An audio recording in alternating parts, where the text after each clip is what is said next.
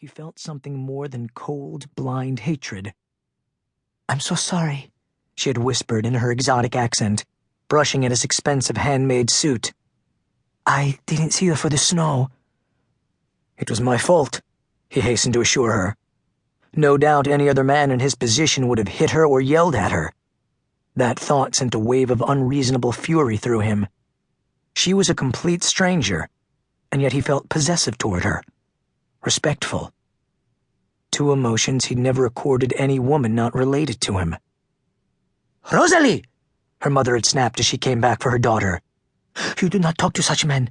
How many times must I say that to you?" She took Rosalie by the arm and offered him a pleading, servile glance. "Forgive my daughter, senor. She is young and foolish." "It's fine, senora," he said quickly. Then he met Rosalie's wide-eyed stare. She was truly beautiful. Her black hair was braided and coiled around her head, exposed to him when her church veil had fallen off after they collided. Her dark brown eyes were pure, innocent, completely unspoiled by the bloody violence that made up his life. Most of all, her eyes were kind. He didn't want anything to sully that gaze, to make it hard and cold, bitter, like his. "May I have permission to court your daughter?" The words were out of his mouth before he could stop them. Her mother's expression was one of pure horror. White Irishmen didn't court Portuguese women. Society would never tolerate such a thing. "No," she said sharply, hauling her daughter away from him. Jamie might have taken no for an answer. Gallagher didn't. It had cost him well over $100 in bribes to locate Rosalie, but she had been worth every cent of it. Regardless of her parents, his associates, and society as a whole, he had made her his wife on June 17th, 1925. Rosalie alone had known Jamie, and he had died trying to get to her side while she struggled to bring his one and only child, his son, into the world. It had been a cold, snowy night then, too, just days before his 33rd birthday. He'd known the authorities were after him, had known he had a mole in his company even though he had been trying to go straight. None of that had mattered. Rosalie had needed him, and he had refused to let her down.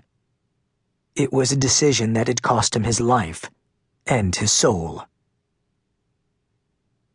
70 years later, New Orleans. Gallagher frowned as he felt something tickling his lower back. It was a sensation that he'd learned years ago signaled a Damon was nearby. He turned his one-of-a-kind 1932 Bugatti Atlantic Aerolith down a side street and parked it.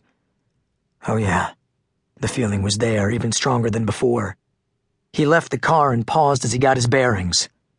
In the last 70 years, he'd only been to New Orleans a handful of times, and though the city didn't change much, it still took him a couple of minutes to remember the lay of the French Quarter.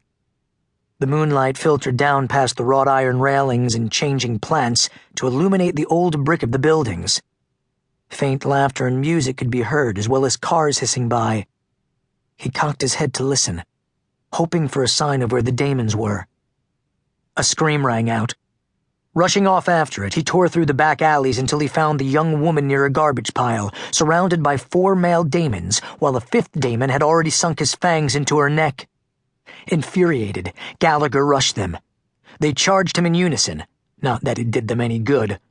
A couple of well-placed blows and one quick stab to their chests, and they were history. Gallagher ran to the woman and knelt down by her side. Gently, he turned her over to find a girl no older than 20. He cursed at the fate that had brought her into the path of the Damons. Luckily, she was still alive, even though she was struggling to breathe. He pulled his monogrammed handkerchief out of his coat pocket and used it as a makeshift tourniquet over her vicious neck wound. Moving quickly, he carried her back to his car, then rushed her to the nearest emergency room where he learned that the hospital staff wasn't big into admitting unknown women who were carried in by strangers in blood-stained clothes.